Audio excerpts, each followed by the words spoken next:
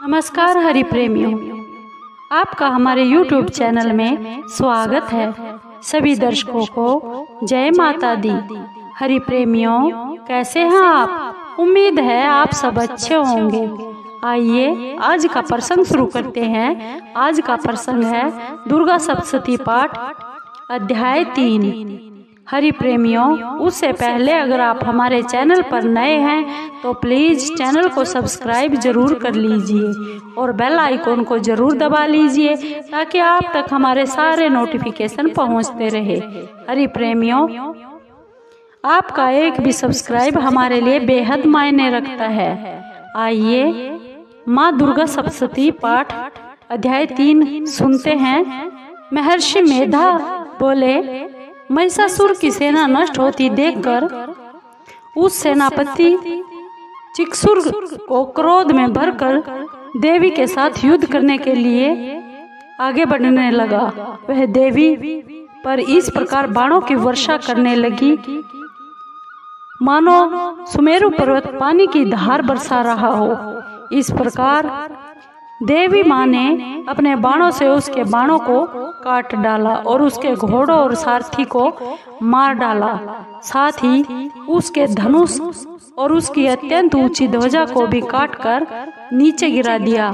उसका धनुष कट जाने के बाद उसके शरीर के अंगों को भी अपने बाणों से बींध दिया। धनुष, घोड़ों और सारथी के नष्ट हो जाने पर वह राक्षस असुर ढाल और तलवार लेकर माँ देवी की ओर भागा। उसने अपने तीक्ष्ण धार वाली तलवार से माँ पर वाहन सिंह पर मस्तक पर प्रहार किया और बड़े वेग से देवी की बाईं भुजा पर वार किया। किंतु देवी माँ की बाईं भुजा को छूते ही उस दैत्य की तलवार टूटकर टुकड़े टुकड़े हो गई। इसे दैत्य में उस असुर में क्रोध में भरकर शूल हाथ में ले लिया और उस भद्रकाली देवी की ओर फेंक दिया। माँ देवी की ओर आता हुआ वह शूल आकाश से गिरते हुए सूर्य के समान प्रज्वलित हो उठा। उस शूल को अपनी ओर आता हुआ देखकर देवी माँ ने भी शूल छोड़ा और महाअसुर महादैत्य के शूल के 100 टुकड़े कर दिए और साथ ही महाअसुर के प्राण भी हर लिए। चिक्सुर के मर जाने पर देवताओं को दुख देने वाला चामर नामक दैत्य हाथी पर सवार होकर माँ देवी से लड़ने के लिए फिर से आ गया। उसने आने के साथ ही शक्ति से प्रहार किया, किंतु देवी माँ ने भी अपनी हुंकार से ही उसे तोड़कर पृथ्वी पर डाल दिया। शक्ति को टूटा हुआ देखकर दैत्य ने क्रोध से लाल होकर शूल को चलाया, किंतु देवी माँ ने उसको भी काट डाला। इतने में देवी का सिंह उछलकर हाथी के मस्तक पर सवार हो गया और उस असुर के साथ बहुत ही तीव्र युद्ध करने लगा। फिर वह दोनों लड़ते हुए हाथी पर से पृथ्वी पर आ गिरे। दोनों बड़े क्रोध से लड़ने लगे। फिर सिंह बड़े जोर से आकाश की ओर उछला और जब पृथ्वी की ओर आया तो अपने पंजे से चामर असुर के सिर को धड़ से अलग कर दिया। क्रोध में भरी हुई देवी माँ ने शिला और वृक्ष आदि की चोटों से मार डाला। कराल को दांतों, मुक्कों और थप्पड़ों से चूर्ण कर डाला।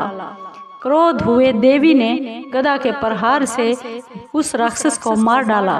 भिंद्रीपाल से वाष्पकल को, बाणों से ताम्रअंधक को मौत के घाट उतार दी। इन नेत्रों वाले परमेश्वरी ने त्रिशूल से उग्राशय, उग्र वीर्य और महाहनु नामक असुरों को मार गिराया। उसने अपनी तलवार से विडाल नामक राक्षस का भी सिर काट डाला तथा अपने बाणों से धुरधुर और दुर्मुख राक्षसों को यमलोक को पहुंचा दिया गया। इस प्रकार जब महिषासुर ने देखा कि देवी माँ ने मेरी सेना को नष्ट कर दिया है तो वह भैंसे का रूप धार कर देवी के गणों को दुख देने के लिए आ पहुंचा। उन गणों में कितनों को उसने मुख के प्रहार से और कितनों को खुरों से, कितनों को पूंछ से और कितनों को सींगों से, बहुतों को दौड़ने के वेग से, अनेकों को सिंह नाद से, कितनों को चक्कर देकर और कितनों को श्वास वायु के झोंकों से पृथ्वी पर गिरा दिया गया। वह दैत्य इस प्रकार गणों की सेना को गिराकर देवी माँ के सिंह को मारने के लिए भागा। इस पर देवी माँ को बहुत क्रोध आ गया। उधर दैत्य भी गुस्से में भरकर धरती को खुरों से खोदने लगा तथा सींगों से पर्वतों को उखाड़ उखाड़ कर धरती पर फेंकने लगा। मुख से जोर जोर से शब्द करने लगा। महिषासुर के वेग से चक्कर देने के कारण पृथ्वी क्षुब्ध होकर फट गई। उसकी पूंछ से टकराकर समुद्र चारों ओर फैलने लगा। हिलते हुए सींगों के प्रवाह से मेघ खंड खंड हो गया और सवा से आकाश में उड़ते हुए पर्वत फटने लगे। इस तरह क्रोध में भरे राक्षस को देखकर माँ चंडिका को भी बहुत क्रोध आ गया और वह उसके मारने के लिए क्रोध में भर गई। देवी माँ ने पास फेंक कर दैत्य को बांध लिया और उसके बंध जाने पर राक्षस का रूप त्याग दिया और सिंह का रूप बना लिया। जो ही माँ देवी उसका सिर काटने के लिए तैयार हुई, उसने पुरुष का रूप बना लिया जो कि हाथ में तलवार लिए हुए था। देवी माँ ने तुरंत ही अपने बाणों के साथ उस पुरुष को अपनी तलवार की ढाल से बींध डाला। इसके पश्चात वह हाथी के रूप में दिखाई देने लगा।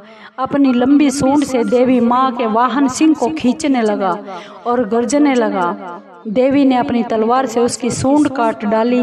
तब राक्षस ने एक बार फिर भैंसे का रूप धारण कर लिया और पहले की तरह चराचर जीवों स्थित समस्त त्रिलोकी को व्याकुल करने लगा, परेशान करने लगा। इसके बाद क्रोध में भरी हुई देवी माँ बार बार उत्तम मधु का पान करने लगी और लाल लाल नेत्र करके हंसने लगी।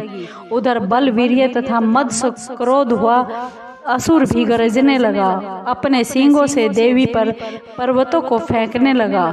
देवी अपने बाणों से उसके फेंके हुए पर्वतों को चूर्ण करती हुई बोली, अरे मूर्ख, जब तक मैं मधुपान कर रही हूँ तब तक तू गरज ले और इसके बाद मेरे हाथों तेरी मृत्यु हो जाने वाली है और देवता फिर गरजेंगे। यूं कहकर देवी माँ उछलकर उस दैत्य पर जा चढ़ी और उसको अपने पैर से दबाकर शूल से उसके गले पर आघात किया। देवी के पैर से दबने पर भी असुर अपने दूसरे रूप से अपने मुख से बाहर होने लगा। अभी वह आधा ही बाहर निकला था कि देवी माँ ने तलवार से उसका सिर काट डाला। इसके बाद सारी राक्षस सेना हाहाकार करती हुई वहां से भाग खड़ी हुई और सब देवता बहुत प्रसन्न हुए तथा ऋषि और महर्षियों सहित देवी की स्तुति करने लगे। गंधर्व राज गान करने लगे और अप्सराएं नृत्य करने लगी। हरि प्रेमियों, यह तीसरे अध्याय का दुर्गा सप्तशती के समापन हुआ। हरि प्रेमियों, दुर्गा सप्तशती माँ का ये पाठ का वीडियो आपको कैसा लगा?